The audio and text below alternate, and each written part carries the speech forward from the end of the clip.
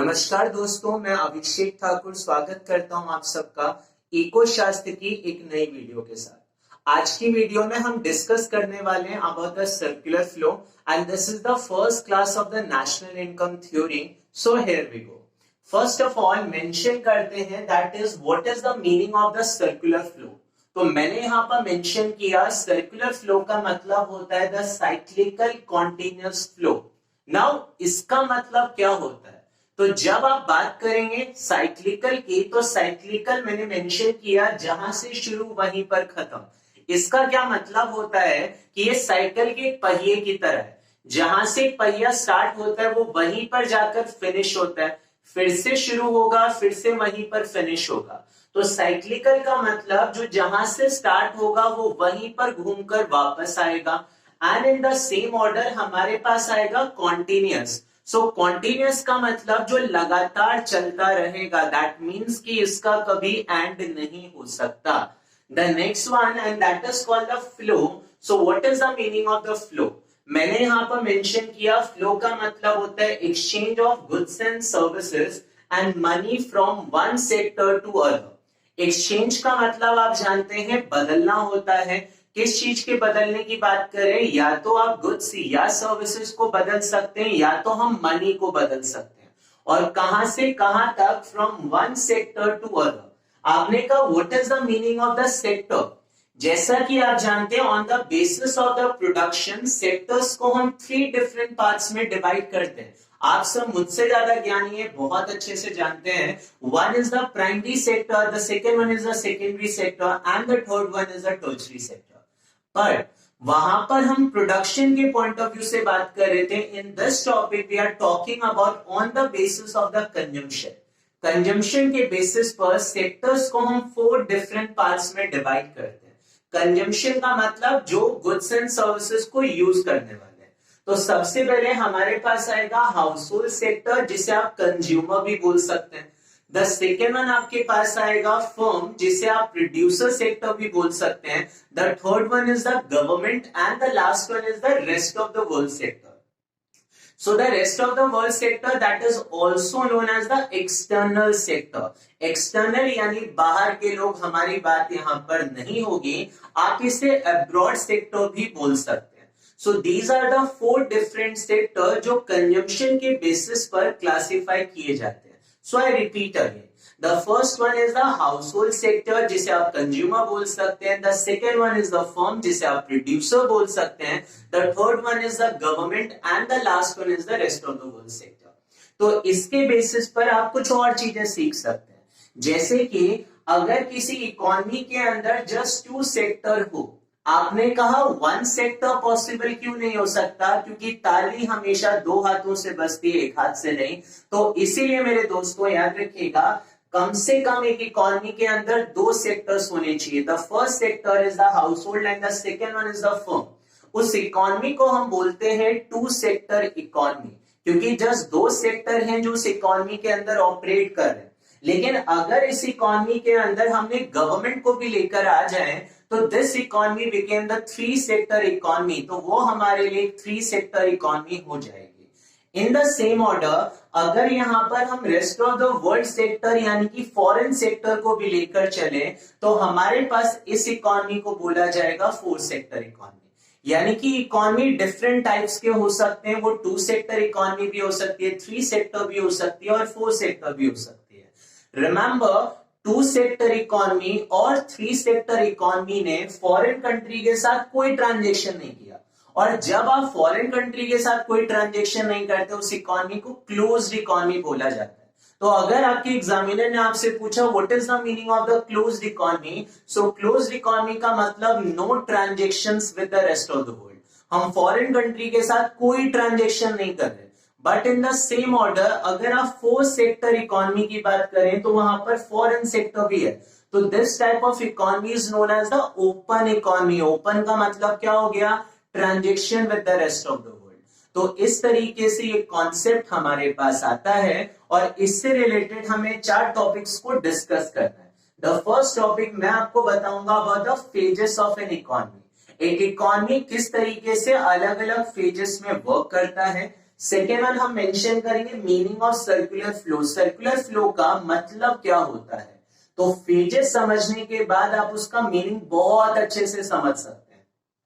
The third one हम discuss करेंगे about the types of circular flow, कौन से बेसिस पर हम सर्कुलर फ्लो कर सकते हैं। एंड द लास्ट वन हमें मेंशन करना है that is the circular flow in the two sector economy. आपके 12th स्टैंडर्ड में सिर्फ टू सेक्टर इकोनॉमी के बेसिस पर ही सर्कुलर फ्लो को निकाला जाता है। So as you know the two sector economy means the household and the firm. चलिए तो स्टार्ट करते हैं सबसे पहले with the phases of an economy. हमारे पास सबसे पहले आते हैं that is the phases of an economy. So एक इकोनॉमी किस तरीके से वर्क करती है आज हम उसकी बात करते हैं। So we have the three different phases और एक एक करके मैं आपको तीनों फेजेस के बारे में समझाऊंगा। सबसे पहले हमारे पास आता है प्रोडक्शन फेज। एक इकोनॉमी में जो पहला स्टेप एक इकोनॉमी लेती है वो लेती है गुड्स एंड सर्विसेज को प्रोड्यूस करने का। तो जब हम गुड्स एंड सर्विसेज को प्रोड्यूस करते हैं तो उसे प्रोड्यूस करने से आपके पास क्या होगा, मैंने मेंशन किया that is a generation of income. आप इनकम को जनरेट करते हैं। सो इनकम को जनरेट करने का जो फर्स्ट सोर्स आपके पास है that is a production phase, जिसके बेसिस पर प्रोडक्शन होगा। जब आपने प्रोडक्शन किया तो क्वेश्चन ये आता है कि क्या ये प्रोडक्शन सिर्फ आपका हार्डवर्क है। तो आप जानते हैं कि गुड्स एंड सर्विसेज को प्रोड्यूस करने में we need the factors of production and we have the four different factors of production: land, labor, capital and entrepreneurship. तो जब आप इन सारे फैक्टर्स की हेल्प से प्रोडक्शन कर रहे हैं तो अब हमें इस इनकम को डिस्ट्रीब्यूट करना पड़ेगा उन फैक्टर्स के बीच में। तो द नेक्स्ट फेज आपके पास आएगा जिसका नाम हमने लिखा इनकम फेज। इनकम उनके लिए जिन्होंने इसे रिसीव किया, और किसने रिसीव किया, फैक्टर्स ऑफ प्रोडक्शन ने। That's why मैंने मेंशन किया that is the distribution of income. हमने इनकम का क्या किया, डिस्ट्रीब्यूशन। फर्स्ट फेज में आपने इनकम को क्या किया, जनरेट। सेकंड फेज में आपने क्या किया, between the factors of production आपने उसे डिस्ट्रीब्यूट कर दिया। अब जिन फैक्टर्स ऑफ प्रोडक्शन को ये पैसा मिला, अब वो इस पैसे का क्या करेंगे, तो अब वो इस पैसे को गुड्स एंड सर्विसेज के ऊपर एक्सपेंडिचर करेंगे। दैट मींस कि अब वो गुड्स एंड सर्विसेज को बाय करेंगे।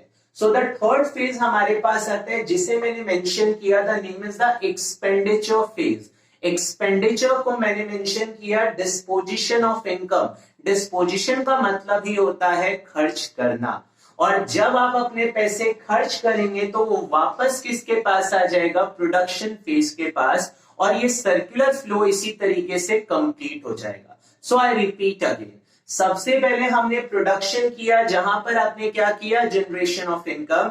जब ये इनकम जनरेट हुआ तो आपने डिस्ट्रीब्यूट किया किसके बीच में, फैक्टर्स ऑफ प्रोडक्शन के बीच में। तो सेकेंड फेज क्या बना, इनकम फेज। और फैक्टर्स ऑफ प्रोडक्शन ने उस पैसे को क्या किया, तो गुड्स एंड सर्विसेज के ऊपर खर्च किया। तो थर्ड फेज हमारे पास है एक्सपेंडिचर फेज। तो आप देख सकते हैं इसी को बोला जाता है the phases of an economy. एक इकोनॉमी में पैसा जहां से जनरेट होता है वो वापस वहीं पर पहुंच जाता है, और इसीलिए हमने इसे साइक्लिकल फ्लो बोला था। तो ये एक साइकिल है, तो जहां से स्टार्ट होगा वापस वहीं पर पहुंचेगा, फिर से स्टार्ट होगा फिर से वहीं पर पहुंच जाएगा। तो अब हम मेंशन करते हैं about the definition of the circular flow, और अब ये आपके लिए बिल्कुल मजाक जैसा होगा। तो मैंने मेंशन किया it is a cycle of, आप जानते हैं साइकिल का मतलब जहां से शुरू वहीं पर खत्म। क्या क्या हुआ, द फर्स्ट वन हमने किया जनरेशन ऑफ इनकम, और जनरेशन ऑफ इनकम कौन से फेज में किया गया था, इन द प्रोडक्शन फेज आपने पैसा बनाया। In the next phase the distribution of income, और किसके बीच में आपने डिस्ट्रीब्यूशन ऑफ इनकम किया, between the factors of production, और कौन से फेज में किया गया, under the income phase. The last one हमारे पास आता है डिस्पोजिशन ऑफ इनकम। आपने उस पैसे को क्या कर दिया, खर्च कर दिया। किन चीजों के ऊपर, गुड्स एंड सर्विसेज के ऊपर। किसने गुड्स एंड सर्विसेज प्रोड्यूस किया था, फर्म ने। So I repeat again, first process production किसने किया, फर्म ने। सेकेंड प्रोसेस इनकम फेज किसने रिसीव किया, हाउस होल्ड ने। और third phase goods and services के ऊपर एक्सपेंडिचर किसने किया, हाउस होल्ड ने। तो फिर से ये पैसा किसके पास पहुंच गया, फर्म के पास, and that is called the phases of an economy. तो आते हैं नेक्स्ट टॉपिक की तरफ, and the name is the types of the circular flow. और मैंने आपको समझाया था सर्कुलर फ्लो का मतलब होता है flow of goods and services and money between the different sectors of an economy. तो आज हम मेंशन करते हैं कि कितने टाइप्स के फ्लो आपके पास हो सकते हैं। So we have the two different types of the flow in the circular flow. The first one आपके पास आएगा real flow and the second one is called the money flow. So what is the meaning of the real flow? मैंने mention किया हुआ है यहाँ पर the real flow stands for the flow of goods and services from one sector to other. जहां पर किस चीज का फ्लो होगा? गुड्स एंड सर्विसेज का, और किसके बीच में होगा? From one sector to other. यानी कि हाउस होल्ड और फर्म के बीच में अगर कोई एक्सचेंज होने वाला है तो वो एक्सचेंज सिर्फ गुड्स या सर्विसेज की टर्म्स में होगा। दैट मीन्स कि यहाँ पर मनी का कोई इन्वॉल्वमेंट नहीं है and it is a type of a barter system of exchange जहां पर मनी का इन्वॉल्वमेंट नहीं होगा। The second one it is also known as the physical flow. तो जब आप रियल फ्लो की बात करते हैं तो रियल फ्लो को हम एक और नाम से बुला सकते हैं और मैंने इसे मेंशन किया physical flow. The third one आपके पास आता है it determine the growth process in an economy. अगर आप अपने नेशन की ग्रोथ को देखना चाहते हैं तो ग्रोथ किसके बेसिस पर देखा जाता है? On the basis of the production. तो इसीलिए रियल फ्लो को एक बेटर इंडिकेटर माना जाता है अगर आप अपनी इकोनॉमी का ग्रोथ देखना चाहते हैं।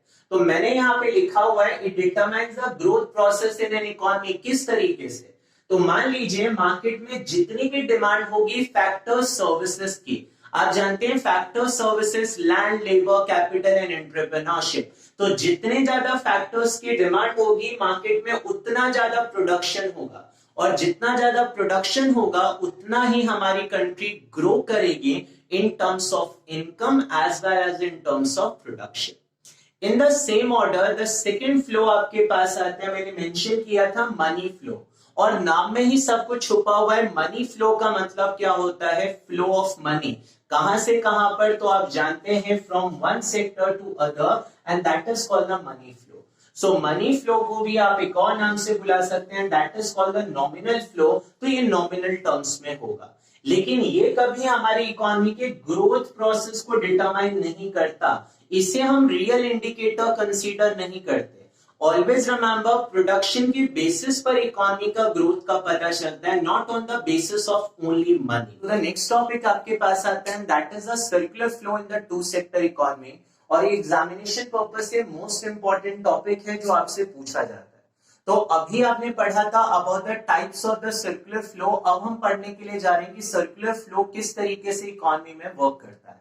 तो हमने यहाँ पर टू सेक्टर इकोनॉमी की बात करनी है, और आप जानते हैं टू सेक्टर जिसके अंदर हाउस होल्ड एंड फर्म होता है। तो अब इन दोनों के बीच ट्रांजेक्शन किस तरीके से होगा उसकी मैं बात करूंगा, और उससे पहले मैं आपको ब्रीफ इंट्रोडक्शन देना चाहता हूं about the household sector and about the firm sector. जब हम हाउस होल्ड सेक्टर की बात करते हैं तो हाउस होल्ड होता कौन है? जिसे आप कंज्यूमर भी बोल सकते हैं। तो कंज्यूमर जो कंज्यूम्स करता है किन चीजों को? गुड्स एंड सर्विसेज को। और हम इन्हें एक और चीज कंसीडर कर सकते हैं that is called the owner of the factors of production. So macro economics में इस चीज को याद रखिए कि हम हाउस होल्ड सेक्टर को owner of the factors of production consider करते हैं। दैट मीन्स कि लैंड, लेबर, कैपिटल और एंटरप्रेन्योरशिप का जो ओनर है वो किसे कंसीडर किया जाता है? हाउस होल्ड सेक्टर को। इन द सेम ऑर्डर अगर हम फर्म की बात करते हैं तो फर्म क्या करता है? प्रोडक्शन। तो he produces, it produces goods and services in the economy. And the second one ये हायर करता है फैक्टर्स ऑफ प्रोडक्शन को। हायर करने का मतलब किराए पर लेना या उसे बाय करना। तो आप किससे मांगोगे? From the household sector. अगर मुझे लैंड की जरूरत है बिजनेस के लिए, मैं किससे मांगूंगा? From the household sector, labour, capital, entrepreneurship and so on. तो इस तरीके से अब ये दो सेक्टर्स अपने बीच में ट्रांजेक्शन कैसे करते हैं तो उसे देखते हैं। सबसे पहले फर्म को स्टार्ट करना है अपना बिजनेस, और इसके लिए से रिक्वायरमेंट है फैक्टर सर्विसेज की। तो ये फैक्टर सर्विसेज उसे कहां से मिलेंगी? From the house hold. तो हाउस होल्ड सेक्टर अपनी फैक्टर सर्विसेज देता है फर्म को। तो हमने यहां पर मेंशन किया the first one and that is called the factor services. So चार फैक्टर्स आपने दिए। द फर्स्ट वन आपने दिया land, the second one is the labour, the third one is the capital and the last one is the entrepreneurship, जिसे आप enterprise भी बोल सकते हैं। तो मैं ये एरो शो कर देता हूं इस तरफ, तो आप देख सकते हैं कि फर्म ने यहाँ पर हाउस होल्ड सेक्टर से किन चीजों को हायर किया, फैक्टर सर्विसेज को।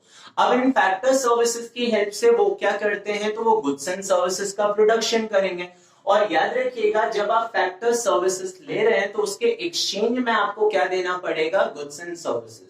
तो यहाँ पर फर्म ने गुड्स एंड सर्विसेज का प्रोडक्शन किया और वो गुड्स एंड सर्विसेज किसको ट्रांसफर कर दी, to the household sector. तो आप ये एरो देख सकते हैं। तो यहाँ पर फर्म ने हाउस होल्ड सेक्टर को गुड्स एंड सर्विसेज दिया, पर यहाँ पर ये था गुड्स के टर्म्स में ट्रांजेक्शन। अब मान लीजिए अगर आप गुड्स के टर्म्स में ट्रांजेक्शन नहीं करना चाहते तो मनी की टर्म्स में ट्रांजेक्शन कैसे होगा।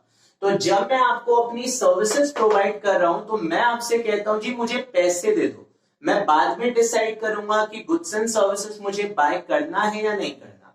दैट मीन्स कि मैं अपनी सर्विसेज के बदले में आपसे पैसे मांग रहा हूं। तो यहाँ पर फैक्टर सर्विसेज के बेसिस पर अब फर्म हाउस होल्ड को पे करती है इन टर्म्स ऑफ मनी, और जब आप इन टर्म्स ऑफ मनी पे करते हैं तो that is known as the factor payments. और फैक्टर पेमेंट्स में आप क्या देंगे, आप जानते हैं लैंड को हमने क्या ऑफर किया, रेंट, लेबर को ऑफर किया वेजेस एंड सैलरीज, कैपिटल को ऑफर किया इंटरेस्ट, और एंटरप्रेन्योरशिप को मिला प्रॉफिट्स। तो ये चीजें फर्म ने किसको वापस कर दी, हाउस होल्ड सेक्टर को। अब हाउस होल्ड सेक्टर ने फर्म से क्या परचेज किया था, गुड्स एंड सर्विसेज। तो उन गुड्स एंड सर्विसेज के बेसिस पर अब फर्म को हम पे करेंगे, और जो हम पे करते हैं उसे नाम दिया जाता है यहाँ पर कंजम्पशन एक्सपेंडिचर।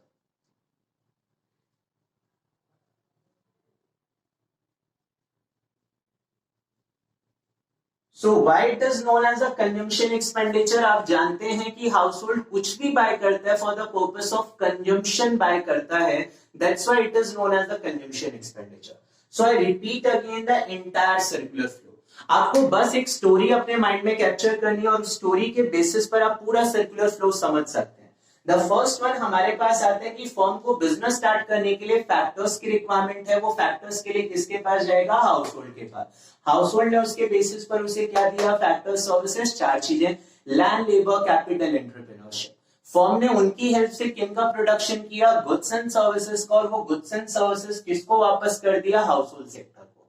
पर हाउस होल्ड सेक्टर कहते हैं जी मेरी सर्विसेज के बदले में मुझे पैसे चाहिए। तो हमारे पास नेक्स्ट वन आता है, फर्म पे कर रही है हाउस होल्ड सेक्टर को क्या, फैक्टर पेमेंट्स।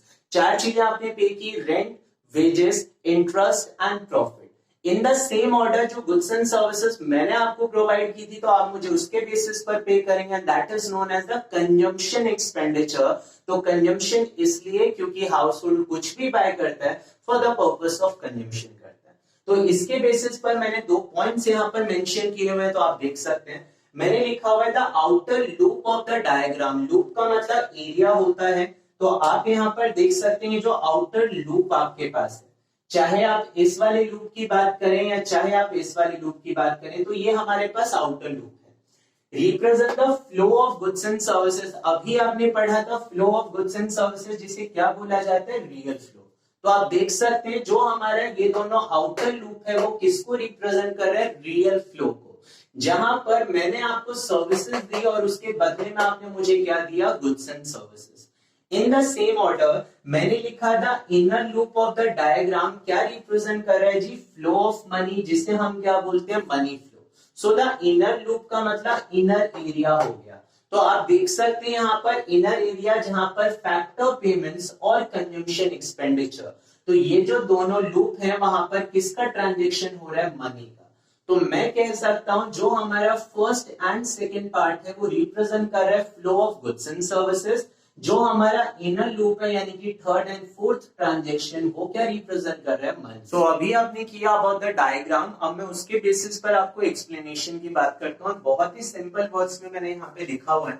तो द फर्स्ट वन हमने एक्सप्लेनेशन में लिखा, there are only the two sectors. तो आप जानते हैं जस्ट टू सेक्टर्स थे, household and firm. That means कि हमने गवर्नमेंट या रेस्ट ऑफ द वर्ल्ड को यहाँ पर कंसीडर नहीं किया। आप जानते हैं आरओडब्ल्यू का मतलब रेस्ट ऑफ द वर्ल्ड होता है।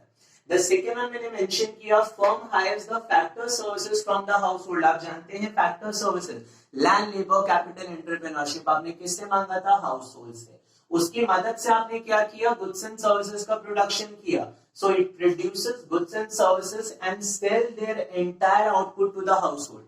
आपने कहा सेल देयर एंटायर आउटपुट का क्या मतलब हुआ? दो ही सेक्टर्स हैं, तो जो भी मैं प्रोड्यूस कर रहा हूं वो आपकी सर्विसेज की हेल्प से कर रहा हूं।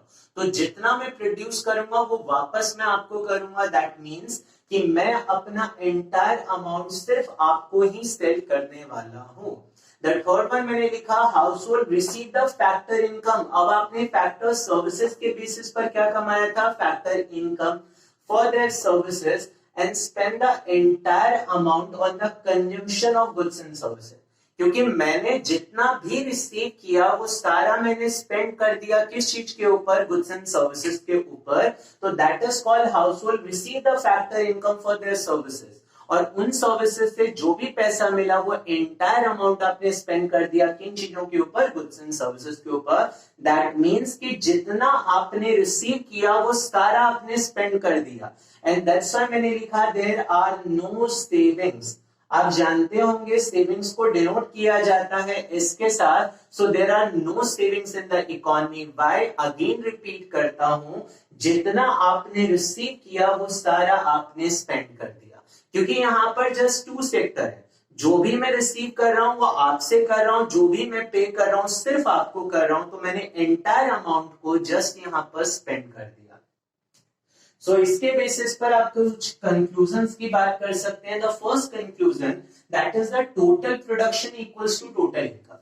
क्योंकि आपको पता होना चाहिए प्रोडक्शन और इनकम दोनों एक दूसरे से आइडेंटिकल होते हैं। मैं जितना प्रोडक्शन करूंगा उतना ही तो इनकम जनरेट होगा। So the total production amount is always equals to the total income amount. In the same order factor payments equal to the factor income. Factor payment करने वाला कौन था? फर्म था। फैक्टर इनकम रिसीव करने वाला कौन था? हाउस होल्ड था। तो जो मैंने पे किया वही तो आपने रिसीव किया। तो मेरे लिए फैक्टर पेमेंट्स, आपके लिए factor income. In the same order आपने अपनी एंटायर इनकम को स्पेंड कर दिया था, तो हम फिर से मेंशन कर सकते हैं फैक्टर इनकम किसके इक्वल होगा? Consumption expenditure.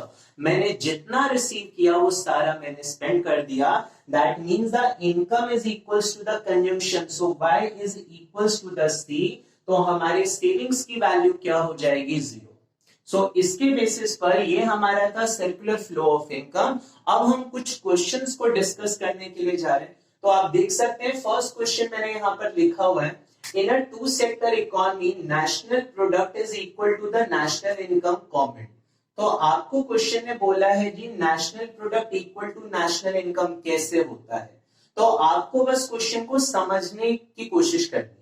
नेशनल प्रोडक्ट का मतलब अगर मैं शॉर्ट टर्म्स में बोलूं तो that means the value of goods and services. That means कि आपने टोटल कितना प्रोडक्शन किया उसकी वैल्यू क्या है, is equal to the national income. और नेशनल इनकम का मतलब हो गया इनकम जनरेटेड। तो जैसे मैंने आपको बताया था टोटल प्रोडक्शन किसके इक्वल होता है? Total income. तो नेशनल प्रोडक्ट हमेशा किसके इक्वल होगा? National income. क्योंकि फर्म जितने भी गुड्स एंड सर्विसेज का प्रोडक्शन करेंगे उतना ही इनकम वो जनरेट करने वाले हैं। दैट्स व्हाई नेशनल प्रोडक्ट किसके इक्वल होता है? नेशनल इनकम के equal. Now please come to the next question and the second question आपके पास है, why should the aggregate final expenditure of an economy be equal to the aggregate factor payments? Explain. I repeat again the question, why should the aggregate final expenditure of an economy be equal to the aggregate factor payments? Explain. तो यहां पर आप question में main part देखिए, that is the aggregate final expenditure be equal to the aggregate factor payments. सबसे पहले aggregate आप जानते हैं that is the total, and the aggregate final expenditure का मतलब जो टोटल अमाउंट आपने स्पेंड किया किसके ऊपर? गुड्स एंड सर्विसेज के ऊपर। Be equal to the aggregate factor payments. Factor payments का मतलब जो फर्म ने आपको पे किया था। तो फर्म ने आपसे सर्विसेज ली और उन सर्विसेज के बेसिस पर जो पे किया था that is the factor payments, जिसे मैं आपका इनकम भी बोल सकता हूं। तो क्वेश्चन ने बोला कि आपका इनकम आपकी कंजम्पशन के इक्वल क्यों होना चाहिए। आई repeat again, Why should the aggregate final expenditure, that means your consumption, be equal to the aggregate factor payment जो आपने रिसीव किया? क्योंकि आप जानते हैं फैक्टर इनकम हमेशा किसके इक्वल होता है? Consumption expenditure, and that is the end of the class. अगर आपको कोई भी डाउट है इस टॉपिक से रिलेटेड तो आप कमेंट कर सकते हैं, आप हमें ईमेल भी कर सकते हैं, आप हमारी फेसबुक आईडी से जुड़ सकते हैं, हमारे इंस्टा आईडी से जुड़ सकते हैं और वहां पर भी अपने क्वेश्चन पूछ सकते हैं। तब तक के लिए शुक्रिया, धन्यवाद।